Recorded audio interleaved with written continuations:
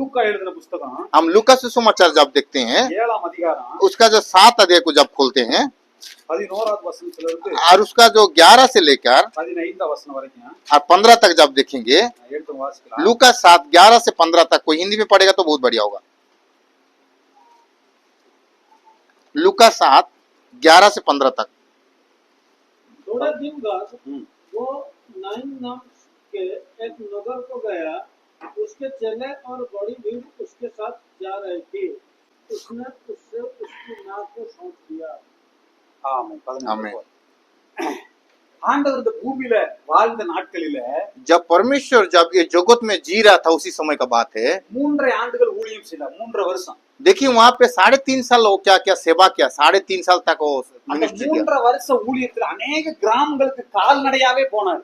और 3.5 साल का उसका सेवा में बहुत दिनों तक वो पैदल पैदल जाके सेवा किया और ग्राम में छोटा छोटा बस्ती में जाके उसने प्रचार किया। அப்படி ஒரு கிராமத்துக்கு ஆண்டவர் போறாரு. एक ग्राम में परमेश्वर जा रहा है, அந்த ஊர் பேர் நாயின்ங்கிற ஊர். वो गांव का नाम है नायर बोल के गांव का जगह है। ஒரு கணவனை இழந்த கணவன் இல்லாத ஒரு அம்மா இருக்காங்க. वहां पे देखिए एक वहां पे जिसका पति नहीं है उसका जो एक पत्नी वहां पे है, அந்த அம்மாவுக்கு ஒரு பையன். और वो जो औरत को एक बच्चा था, அந்த பையன் இப்ப மரித்து போயிட்டான். उसका बच्चा अभी मर गया। இப்ப அந்த பையனை மரித்த பையனை அடக்கம் பண்ணும்படியாக ஊருக்கு வெளியில வர்றாங்க. अब देखिए जो जो जो लड़का मर गया है ना, वो मुर्दा को उसको गांव का बाहर लेके जा रहा है, उसको क्या करने के लिए, गाड़ने के लिए। அவங்க சொந்தக்காரங்க ஊர்ல பெரியவங்க எல்லாம் சேர்ந்து அடக்கம் பண்ணும்படியா ஊரை விட்டு வெளியில வர்றாங்க. देखिए उसका जो रिश्तेदार होंगे, उसका गांव वाला होंगे, उसका बड़ा छोटा होंगे, सब लोग मिल के उसका लाश को लेके जा रहे हैं बाहर में दफनाने के लिए। இப்ப ஆண்டவர் அந்த கிராமத்துக்குள்ள உள்ள போறாரு. उसी समय में परमेश्वर गांव का अंदर में घुस रहे हैं। அங்க நடந்த சம்பவத்தை குறித்து உங்களோட நான் பேச போறேன். वहां पे क्या घटना घटा है उसका घटना के विषय में थोड़ा मैं आप लोग से बात करना चाहता हूँ। இப்ப அந்த அம்மாவுக்கு இருக்கிற ஒரே மகன் மரித்து போயிட்டான். देखिए औरत को एक ही बच्चा था लेकिन वो मर गया है। கணவனும் இல்ல.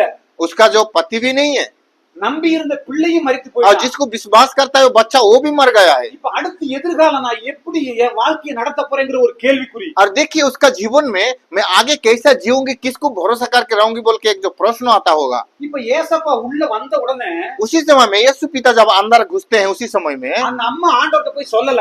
और जो औरत ने जाके परमेश्वर से बात नहीं किया, என் மையம் மரிச்சு போயிட்டா அவன் உயிரோட எழுப்புங்கன்னு சொல்லல.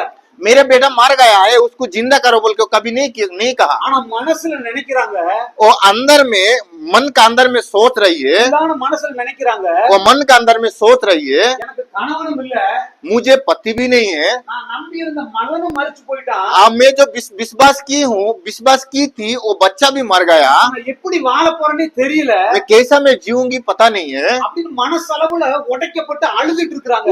उसी प्रकार वो विधवा ने मन का अंदर में सोच के दुख करके रो रही है, ஆனா அது ஆண்டவர்ட்ட சொல்லல. वो परमेश्वर को नहीं बोलता है। ஆனா ஆண்டவர் உள்ளான மனசுல என்ன நினைச்சிட்டு இருக்காங்கறத ஆண்டவர் அறிந்தார். आज जो उसका मन का अंदर में वो क्या सोच रही है और यीशु को पता चल गया। அந்த நிலைமை ஆண்டவர் பாக்குறாரு. और उस समय को वो दर्द को परमेश्वर देख रहा है। அந்த அம்மா வாய் விட்டு சொல்லல, என் பையனை சுகமாக்குங்க, உயிரோட எழுப்புங்க சொல்லல.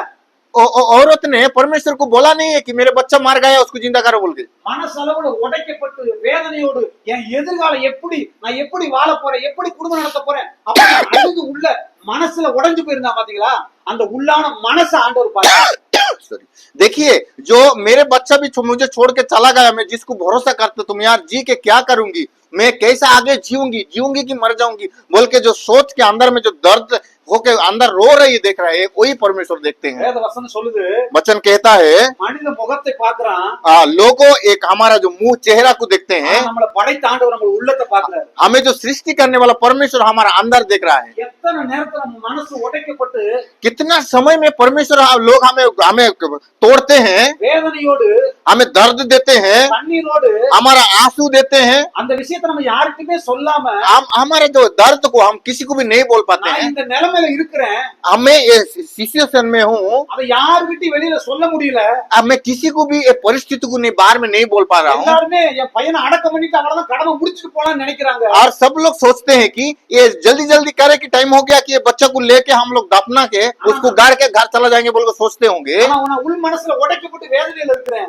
क्योंकि जो अंदर में उस अंदर में बहुत दर्द में है கண்ணீர்ல இருக்கிறேன், और मैंने रो रही हूँ, அதை யாருமே புரிஞ்சுக்கிறல. कोई भी मेरा दुख को नहीं देखते அப்ப हैं, யாருமே அறியல.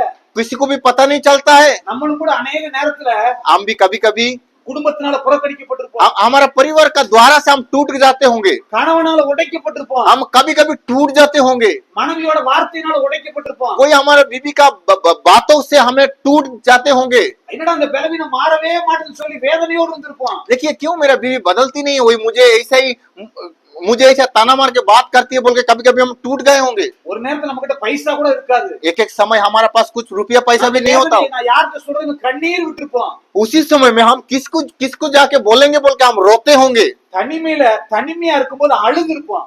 जब हम अलग रहने का समय में हम जब रोते हैं, நான் அந்த வேதனை யார்கிட்ட சொல்றது? मेरा जो ये दर्द को मैं किसको जाके बताऊंगा, நான் இந்த கண்ணீரை யார்கிட்ட சொல்றது? मेरे जो आंसू को किसको दिखाऊंगा। இந்த நிலைமைய பாக்குறவங்க அவ்வளவுதான் இத முடிக்கணும்னு தான் நினைக்கிறாங்க. देखिए जितने लोग भी देख रहा है कि जितने जल्दी हो सके इसको गाड़ेंगे बोल के सोच रहा है। ஆனா நிலைமையை அறிந்த ஆண்டவர் நம்மளோடு இருக்கிறார். देखिए हमें जो समय को बनाने वाला खुदा हमारा साथ है। உங்க நிலைமையை அறிந்த ஆண்டவர் உங்களோடு கூட இருக்கிறார். आपका समय को बनाने वाला परमेश्वर आपका साथ में है। நீங்க கவலைப்படாதீங்க. आप चिंता मत करिए। ஒருவேளை 6 மாசம் एक समय 6 महीना तक வாழ்க்கையில உடைக்கப்பட்டிருப்பீங்க. आपका जीवन में आप टूटे होंगे, வேதனையோடு இருந்திருக்கலாம். आप दर्द में जिए होंगे, கண்ணீரோடு இருந்திருக்கலாம். आप रोते होंगे। உங்க நிலைமைய आपका परिस्थिति, குடும்பம் புரிஞ்சுக்கலையா? आपका जो परिवार, आपका दोस्त नहीं समझे होंगे, आपका बीवी नहीं समझा होगा, கணவன் புரிஞ்சுக்கலையா? आपका पति नहीं समझा होगा। பரவாயில்ல, கவலைப்படாதீங்க.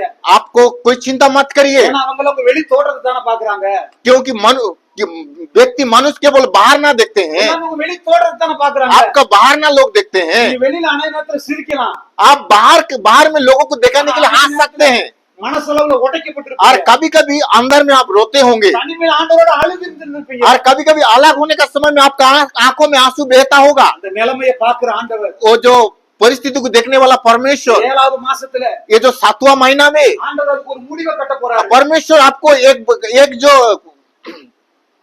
डिसीजन लेने के लिए कह रहा है। அந்த நிலைமையை பார்த்து ஆண்டவர் என்ன செஞ்சாரு தெரியுமா? देखिए परिस्थिति को देखने के लिए, परिस्थिति में परमेश्वर क्या बोला मालूम है? நிலைமையை மாத்தினார் ஆண்டவர்.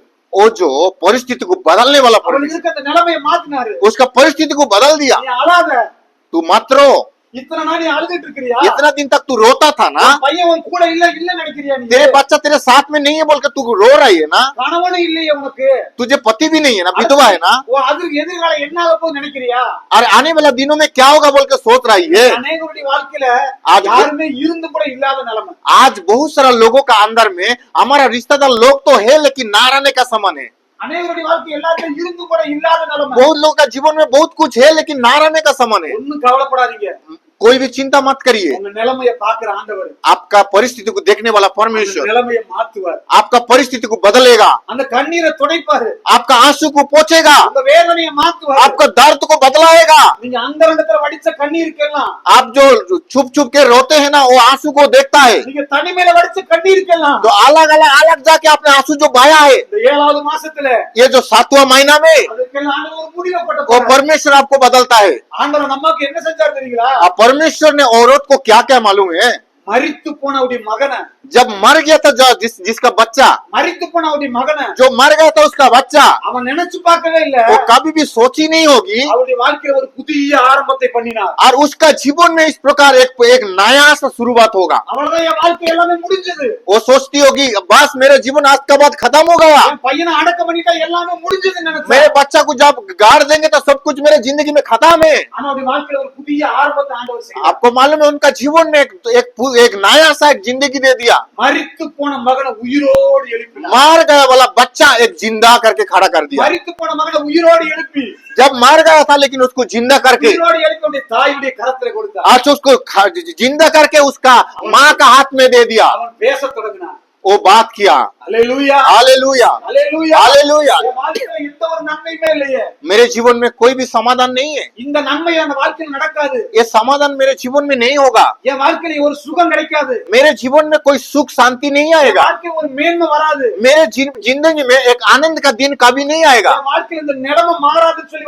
அநேகர் அமர்ந்துட்டு இருக்கிறீங்க. मेरे जीवन में परिस्थिति कभी नहीं बदलेगा बोल के बहुत लोग हम सोचते हैं ना। ஒண்ணும் கவலைப்படாதீங்க. चिंता मत करिए, இந்த 7வது மாசத்துல ये 7वां महीना में உள்ளான இருதயத்தை பார்க்கிற ஆண்டவர், आपका अंदर का हृदय देखने वाला परमेश्वर, நிலைமையை பார்க்கிற ஆண்டவர், आपका परिस्थिति देखने वाला खुदा 7வது மாசத்துல ஒரு புதிய ஆரம்பத்தை, और जो 7वां महीना में एक नया शुरुआत, ஒரு புதிய நன்மையை एक नया जिंदगी, 6 மாதங்கள் நீங்க வடித்த கண்ணீருக்கெல்லாம் जो 6 महीना तक जब आप रोए थे ना वहां से सब, 7வது மாதத்திலே ये 7वां महीना में புதிய நன்மை ஆண்டவர் एक नया शुरुआत आपको जिंदगी दे रहा है। ஆண்டவர் செய்ய போறார் சொல்லுங்க, கரங்களை உயர்த்தி ஒரு ஸ்தோத்திரம் பண்ணலாமா? परमेश्वर करेगा बोल के विश्वास करिए, आंखों को बंद करके एक धन्यवाद करें। ஹalleluya! 7வது மாசத்திலே ये 7वां महीना में ஒரு புதிய நன்மை, एक नया शुरुआत, ஒரு புதிய ஒரு அற்புதம், एक नया एक अद्भुत நீங்கள் அறியாத ஒரு மேன்மையை आपको करने वाला है। ஆண்டவர் செய்ய போறார், परमेश्वर करने वाला है, ஆண்டவர் செய்ய போறார், परमेश्वर करने वाला है, ஆண்டவர் செய்ய போறார். परमेश्वर करने वाला है। வாசிக்கிற பிள்ளைகள் ஒரு நாளையில சொல்லலாம்ல, हालेलुया, ஹalleluya ஹalleluya. हालेलुया। நீங்க தனிமையில வடித்த கண்ணீருக்கெல்லாம், आप जब छुप छुप के रोने वाला जो आंसू, எல்லாம் जितने भी आंसू बहाया है, ஆண்டவர் ஒரு முற்றுப்புள்ளி வைக்க போறார். परमेश्वर आपको कुपी में रखा है। நீங்க கவலைப்படாதீங்க. आप डरिए मत। மனுஷன் தான் உங்க வெளி தோட்டத்தை பார்ப்பான், मनुष्य आपका बाहर देखते हैं, முடிவுள்ளான இருதயத்தை பார்க்கிற ஆண்டவர், आपका जो हृदय को देखने वाला परमेश्वर, உடைக்கப்பட்ட இருதயத்தை பார்க்கிற ஆண்டவர், आपका टूटा हुआ हृदय को देखने वाला खुदा, நீங்க கண்ணீரோடு இருக்கிற அந்த இருதயத்தை பார்க்கிற ஆண்டவர், आप जो आंसू के साथ में जी रहे हैं ना, आपका जो हृदय, மாத்துவார் பிரதர், आपका परिस्थिति को बदल रहा है प्रभु, நிலைமையை மாத்துவார் சிஸ்டர். आपका जो परिस्थिति को बदल रहा है बहन, கண்டிப்பா ஒரு நன்மை நடக்கும், और निश्चय अद्भुत घटेगा। கண்டிப்பா ஆண்டவர் ஒரு சுகத்தை கொடுப்பார். निश्चय परमेश्वर ने आपको सुख देगा। முடிந்து போன ஒரு வாழ்க்கையில, जो खत्म हो गया और जिंदगी को, வேண்டிய வாழ்க்கையில ஆண்டவர் எப்படி ஒரு ஆரம்பத்தை உண்டாக்குனாரோ, देखिए विधवा का जीवन में एक नया शुरुआत करके दिया। அதே போல उसी प्रकार இங்க வந்து அமர்ந்திருக்கிறவங்க எல்லாருடைய வாழ்க்கையிலும் यहाँ पे जितने भी आके बैठे हैं सारा लोगों का जीवन को ஒரு புதிய காரியத்தை एक செய்வார். नया विषय को करने वाला है அது परमेश्वर। இன்றைக்கே ரட்சணியனா, आज जो शुरू करेगा, அது இன்றைக்கே உங்களுடைய வாழ்க்கையில आज करने वाला है वो, இன்றைக்கு அந்த வாழ்க்கையில ஒரு நன்மை. आज आपका जीवन में शुरू होने वाला है। ஹalleluya हालेलुया। ஹalleluya. அதை நாம் கண்களை மூடி ஜெபிக்கலாமா?